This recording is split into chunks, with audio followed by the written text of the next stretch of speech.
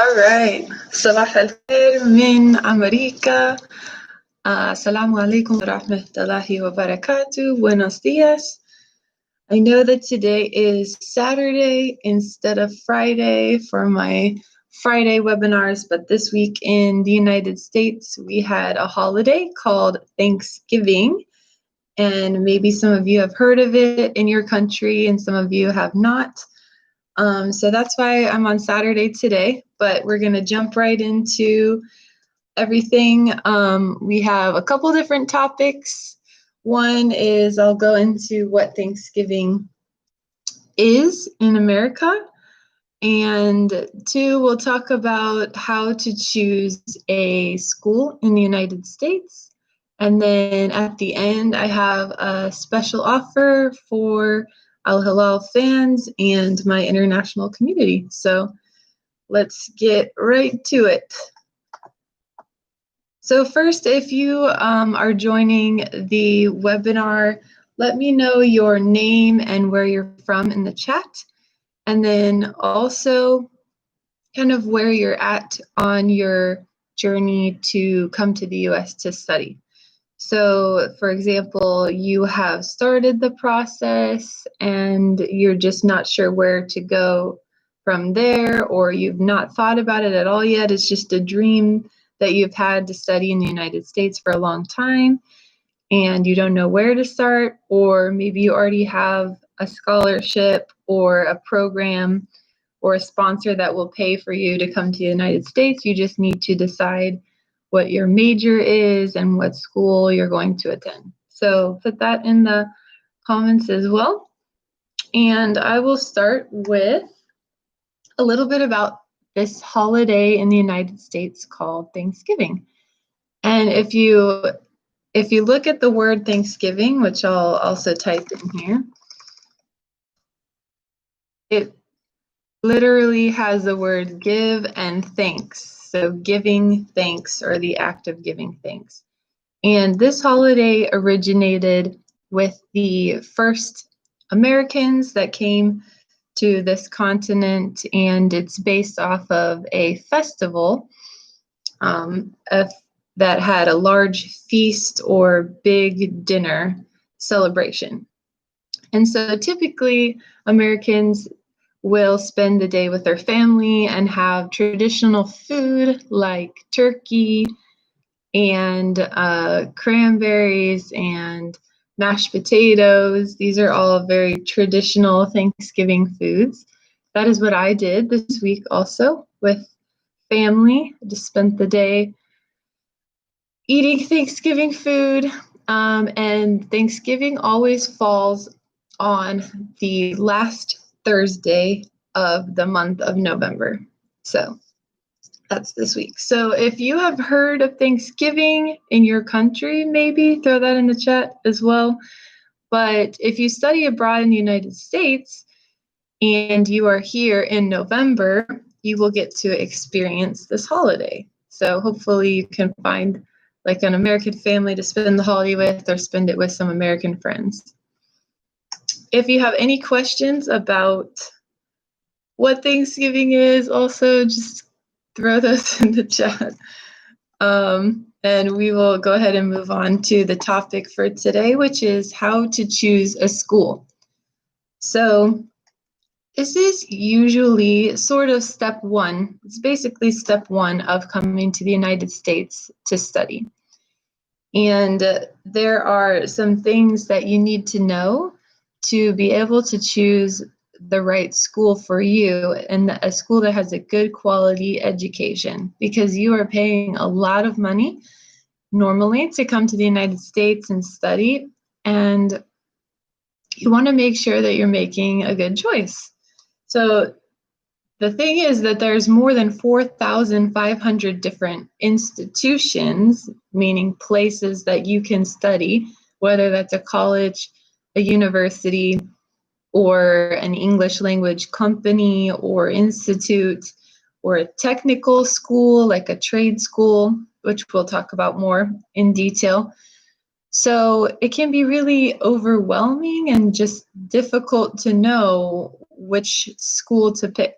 And a lot of times you'll have other factors that you need to consider too. So we'll talk about that as well.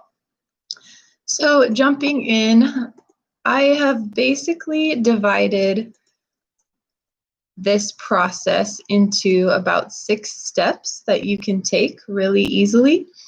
And I'm going to talk about this at the end of the webinar as well, but I created a free course for anyone that's interested called How to Choose a School in the US. And it goes over in detail each of these 6 steps that I'm going to talk about just briefly today. So step 1 is learning about what type of program or degree is available to you in the US. What study options do you have, and which one is going to be the right option for you? So after high school, and this may be the same or different in your country, but after high school, you have a few options. An associate's degree, which is 2 years, a bachelor's degree, which is 4 years, or an English language program or a technical school. So I don't know if any of you have heard these words before, probably the English language programs, because that's the most common usually. When students come, they start with English and then move on to an associate's or a bachelor's degree, or even a master's degree. But a master's and a PhD, what they're called, I'll type these in the chat as well. So you have an associate's degree, which is 2 years, bachelor's degree, which is 4 years, master's degree is usually 2 years, and a PhD can be anywhere from 5 to 13 years, depending on exactly how much time you spend studying. But you cannot do a master's or a PhD after high school. So only an associate's, bachelor's, or English language program or technical school. And a technical school is something that's a little less common for international students to choose, but it is related to a very specific field. And this is usually 1 or 2 years long as well. And it's things like car mechanics or cosmetology, where you treat people's hair, skin, and nails. So it's something very specific that you study for a shorter amount of time. And then the idea is to go start working in that field right away. So after that, got a little overview. And then I want to mention the words undergraduate and graduate as well, which you may have heard of, but these are just referring to what we just talked about. So undergraduate degrees are the ones you can do right after high school, like an associate's, a bachelor's, or technical school. And then graduate are the degrees you cannot do after high school. So you have to do a bachelor's degree first before you can do a master's or a PhD.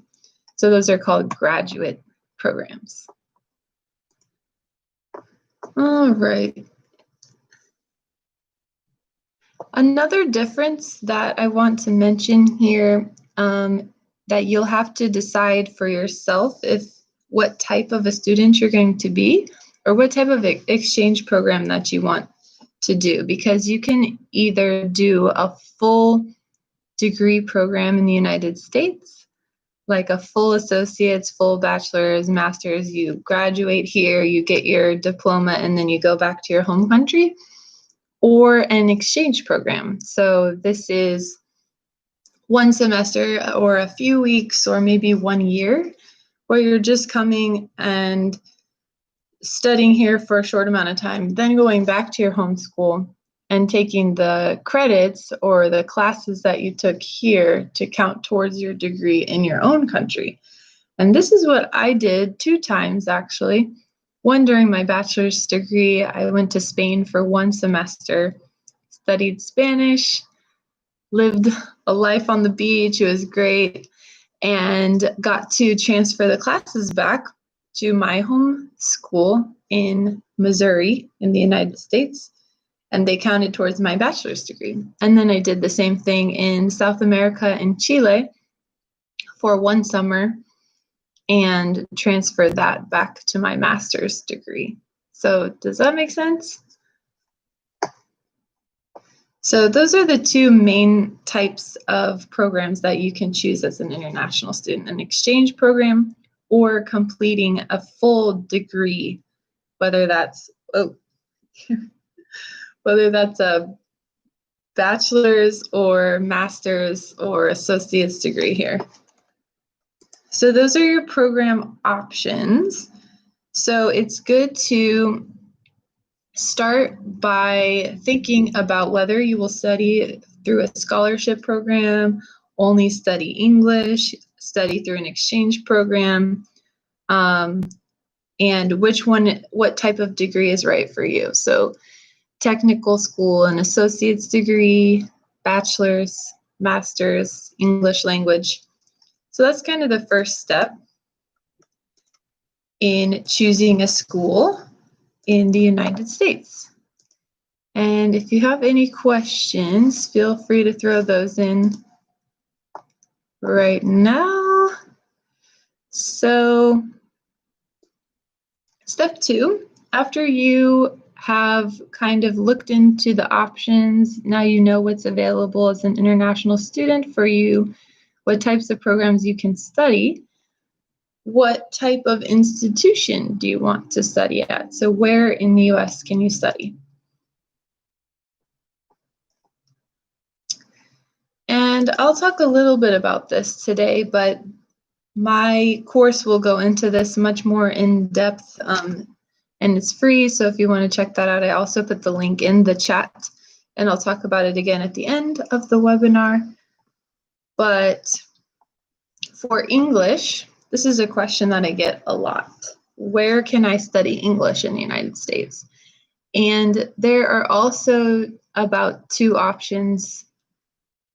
3 options for doing that. So one is an English Language Institute, which is connected to a university or a college.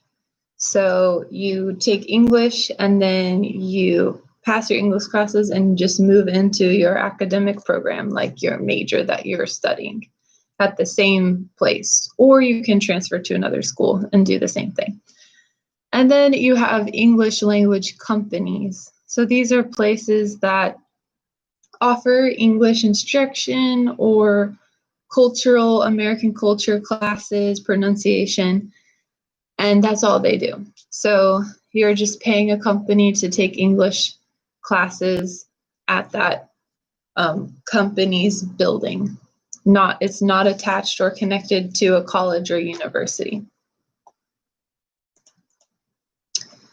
Community colleges are another place that you can study, and these are usually, or they are, to do a 2-year associate's degree, and then you can move on to a college or university after that, or just graduate and start working. So community colleges are usually, wow, my hair is going nuts, less rigorous academically than a college or university, and they can be a good place to start because they're also less expensive. So if you want to come for 2 years and study at a community college for a lower cost and then transfer to a college or university, that's also another reason why an international student might start at a community college.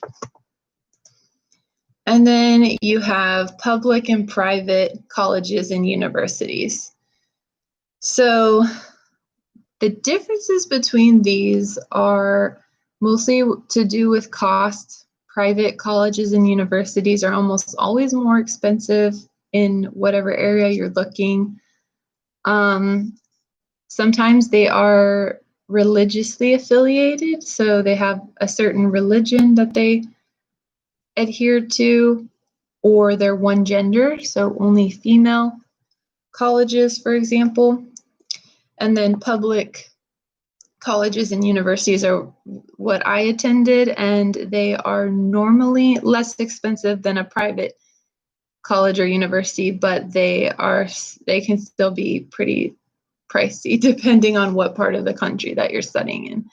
And they are kind of the ones that you might have seen on the movies or in a movie or something that show the typical college experience in the United States.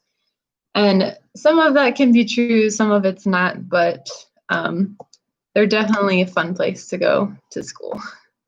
So that's step 2, deciding where you want to study. Step 3 is just talking about how to know if a school is like good quality education. How do you know that the school that you're interested in has good teachers, good research opportunities, and that you're going to be getting a quality education if you go there? And the first thing that we have to talk about is SEVP certification. This relates to international students. It's not a big deal if you don't know the acronym right now, but it's something you're going to start hearing if you're coming to the United States to study. So this means that the school is approved by the US government to receive international students. So any school that you choose has to be SEVP certified, and I'll write that in the chat too. Or else it's illegal.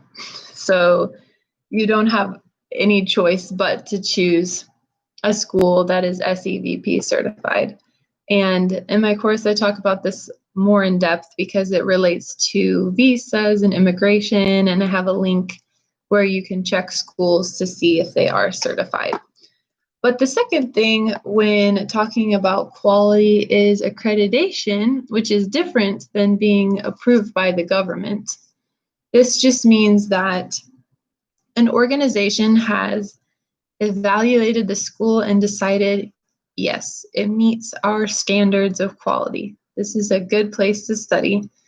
So I also talk about this more in depth because accreditation can be a little bit confusing, but you can check any school that you're interested in online to see if it is accredited also.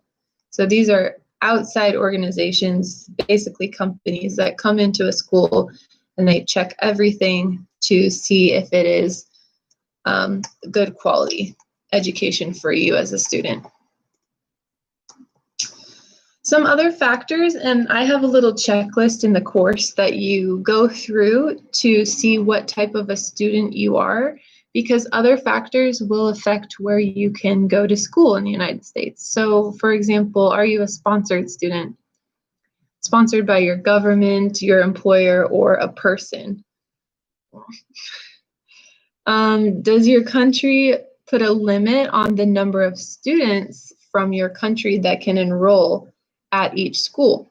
So some countries, for example, Saudi Arabia, I know, has a number limit of the number of Saudis that can attend each school in the United States. And when they hit that limit, no more Saudi students can enroll there. Do you want to do an exchange program? So like what we talked about, where you just come for a couple weeks, a semester, or a year, and you're going to do this through your homeschool. So that means your homeschool has an agreement or a partnership with schools in the United States, and they send students back and forth. So that means you might have a limited number of schools that you can choose from that your school has made agreements with in the United States. Does that make sense? And then will you receive a scholarship, like a different type of scholarship, for example, Fulbright or UGrad? And they also might have rules about which schools you can choose. And then do you want to do English while you're in the United States? Study English first. So maybe you want to look for a school that has an English language institute that also has your major that you want to study, so you can just transfer into your major program very easily after English. And then the last one on the checklist that I have is if you need to go to a school that is a little bit more prestigious or has a well-known name in the United States, if this will matter for your career. So Harvard, Stanford, these big school names that are known all over the world, is that something that's important to you or important for your future career? Then you need to look at those types of schools as well. Alrighty, step 4. So just a few other things to consider. So after you have kind of decided, what type of program you want to do, where you want to go to school, and then if these other factors are things that you have to consider and about the quality of the school, what else do you need to take into consideration when you're making your decision on where to go to school in the US? So these are just more insider tips from me as someone who has worked with international students for a long time, and I have seen and also studied abroad myself, and I have seen what makes a big difference in your experience when you come here. So a couple examples might be the housing. What type of housing does the school have available? Can you live with an American host family? Because that's huge. Especially if you're learning English, living with an American host family is one of the best options that you can choose at the beginning when you arrive. Do they have dormitories or dorms where you live on campus with other students? Great way to make friends with Americans and other international students. Or do they have apartments and housing off campus? Not every school has all of these options. So if you know what you want, then you can look for that when you're doing your research on where to study. Transportation is another one that I think a lot of students are concerned about. Like, how am I going to get around from my school to where I live to the grocery store? And that really depends on the type of city that you study in. So some cities, big cities, will have all types of transportation, buses, the metro, car access like Uber, and trains sometimes, but medium-sized cities will have maybe a few of these, and then smaller cities usually do not. So they're mostly accessible by car, meaning you have to have a car if you really want to get around different places. And you don't have to have a car in the US at all by any means. You can definitely walk if you're in a smaller town. I went to school in a town of 300,000, which is pretty small. And most of the students just walked around because everything was pretty close to campus, or got rides from other students who had cars. So it's not necessary to have a car when you're in the United States. Other things to think about are campus life. So the fun part of being a college student, the things that you do outside of your classes. And you want to see if your school has an international student organization. So do they have a club for international students to get involved, to share their culture with the locals? Do they have other activities that you like sports and clubs? And the facilities are another thing. If you like to work out, does your school have a gym or a theater, or do they have sports teams that you can go and watch games like football, meaning American football, the ball that you throw instead of kick, and basketball, volleyball, those other sports. A lot of schools have teams, and you can go watch their games.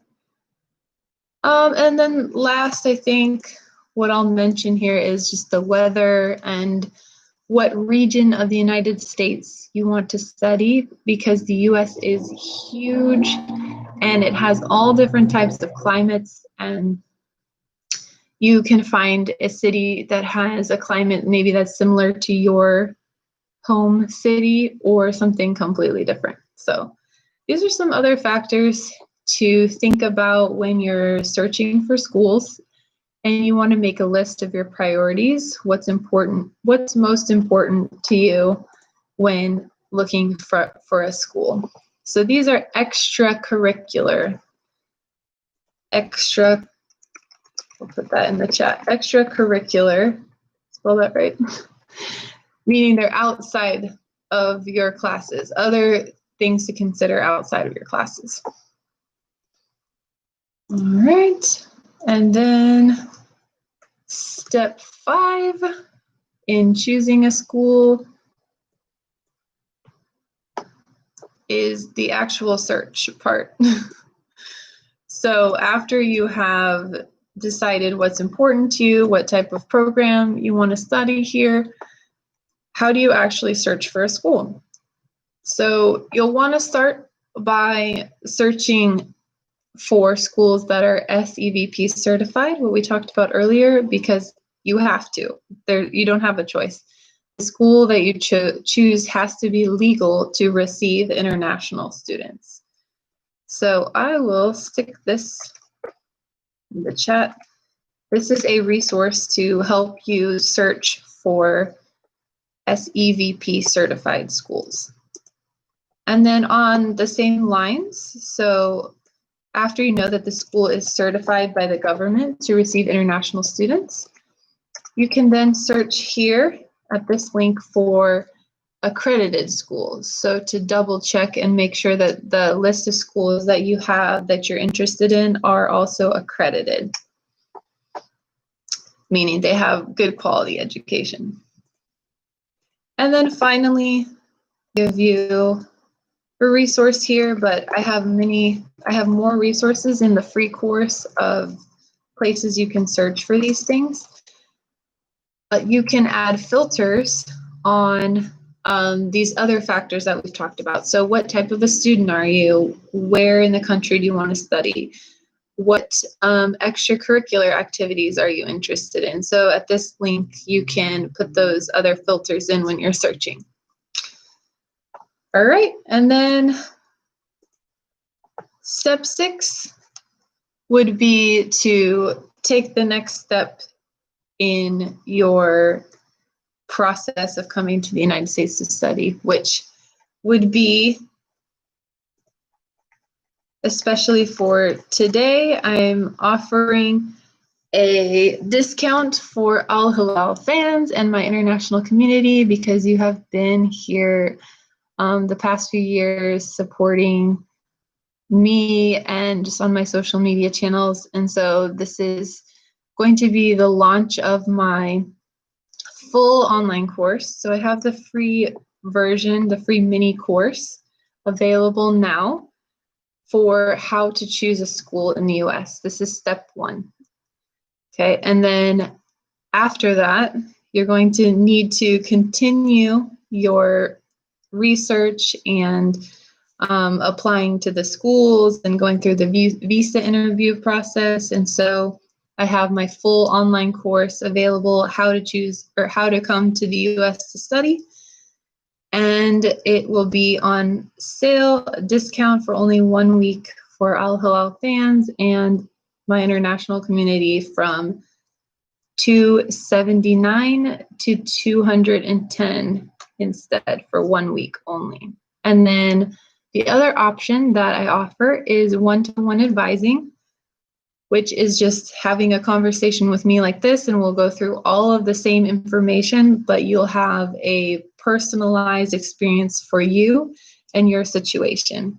So what type of student you are, where you come from, You and I will have 3 different video or phone sessions where we go over everything and figure out how to get you here and what you need to start the process and help with applications, all that kind of thing. So that is also on sale only for 1 week right now, from $3.99 down to $3.59 for All Halal fans and other international community. So this is as a thank you for your support over the past few years. And that is about it for today. So I will put all those links in the chat again and in the description. If you're interested in any of this, you can contact me directly with other questions as well. And I hope you have a great day, great rest of your weekend, and I will see you next week on Friday.